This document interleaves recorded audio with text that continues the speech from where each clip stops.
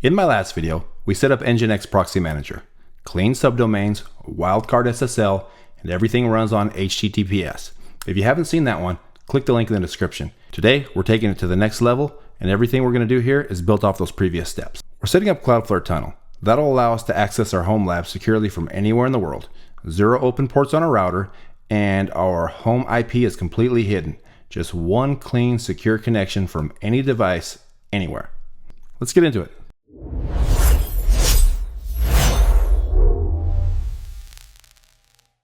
Before we can touch anything, let's talk about what Cloudflare Tunnel actually is and isn't, because that's the number one thing people get confused about. Cloudflare Tunnel is not replacing Pi-hole. Pi-hole still handles all your local DNS. Your devices still point to Pi-hole. Pi-hole still blocks ads, still forwards to Unbound. None of that changes. Cloudflare only manages your domain and handles tunneling for your remote traffic. Your local traffic never touches Cloudflare. This is how Cloudflare Tunnel works. We run a container called Cloudflared on our server. It creates a persistent outbound connection to the Cloudflare network. When someone visits your subdomain from outside, Cloudflare routes the traffic down the tunnel to your server. The connection is always initiated from your side, so you never need any inbound ports. Before we get started, here's what you need. A Cloudflare account. It's free at cloudflare.com. A domain name. I bought mine through Cloudflare, registered it for about $10 a year. Nginx Proxy Manager already running. Click the link in the description. Once you've logged into cloudflare.com, if you don't already have your domain set up, you can come over here to domains, click overview, and it'll allow you to either buy a domain or onboard an existing domain. In our case, our domain's already set up and active. After that, in the Cloudflare dashboard, you're going to go down to Zero Trust. You may need to set up a Zero Trust account. It was super quick and easy. You're going to come to a screen that looks like this that just asks you to choose a team name. The team name is really irrelevant what you choose. And immediately after that, it's going to be followed up with a screen that looks like this that's going to ask you to pick a payment plan. Now there's a free option here. This is what we're going to go with. For our home lab setup, there's no reason to even consider these other options. Now I believe I did have to put in a payment method. However, it will never charge you because we selected a free plan. Next, we're going to come over to the sidebar here and select networks and choose connectors. And scroll down maybe a little bit and you're going to have an option to add a tunnel. We're just going to be using Cloudflared right here. Now we got to come up with some creative name for our tunnel. I'm just going to go with my domain name _tunnel and click save. From the configure screen right here, we are going to select Docker, and we're going to need to copy all this information right here, and this last half of it and all the rest that you can't see after you click copy, that's going to be the token that we're going to need. I'm going to copy that off to the side in a secure location, and then we're going to click next. Now we are going to have to come back and fill out this information later, but for now we're just going to click complete setup. And you'll notice it does tell us that we have 3 problems to fix. Try again. Don't even worry about that right now. We can just come back over here to networks, click on connectors again, and you can see that our tunnel is already set up. It's inactive right now, but we still got to set up Docker before we can make any of this active. Next, I'm going to log into my server because that's where I run my Docker container from. And I'm going to come down to the terminal, open that up. So we're going to come over to my GitHub page. I'm going to leave the link in the description. At this point, if you're working on a project like this, you're probably pretty comfortable taking Dockers up and down and reading these notes out of some GitHub files a little bit. So we're going to scroll down here. There's a lot of stuff here for your reference. We're going to come down to the quick setup, copy and paste right here. And we are going to copy those commands. We are going to paste them into our terminal. We're going to allow that to run. Next, we are going to go into our nano docker compose YAML.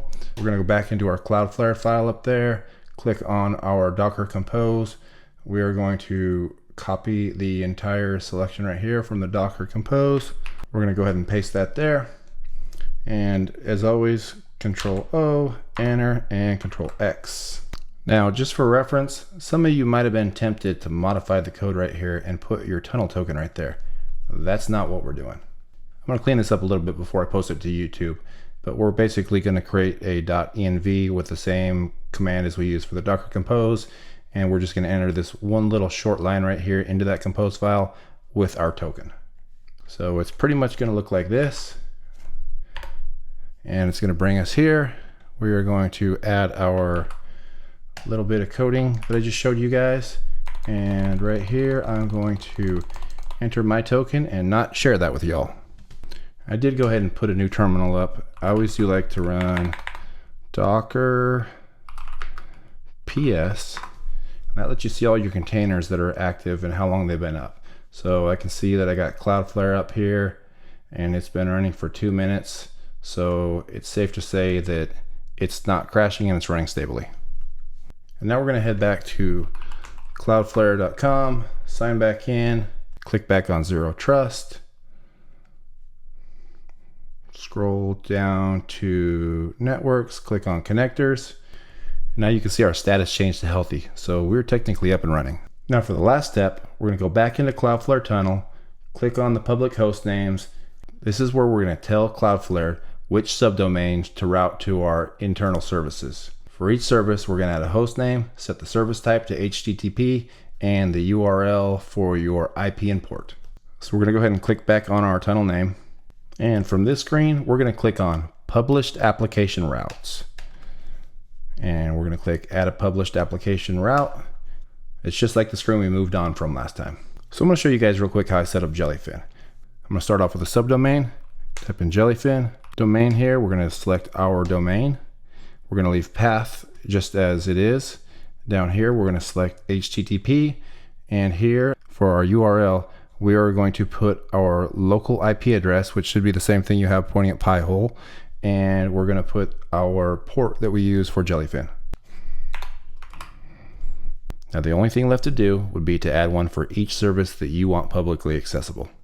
All right, so this is important. Make sure you only expose services that you actually want public. Keep Portainer, Grafana, and Pi-hole off the tunnel. That's what we use Tailscale for. You don't want your Docker management UI or any network admin panel on the open internet. So let's recap what we just did. We set up a Cloudflare account and registered a domain directly through Cloudflare Register. We created a Cloudflare tunnel in the Zero Trust dashboard and deployed Cloudflared as a Docker container on our server. Then we used the .env file to keep our tunnel token out of our compose file and off of GitHub. And then we added public host names to route through our subdomains through our tunnel for our internal services, which SSL handles automatically by Cloudflare.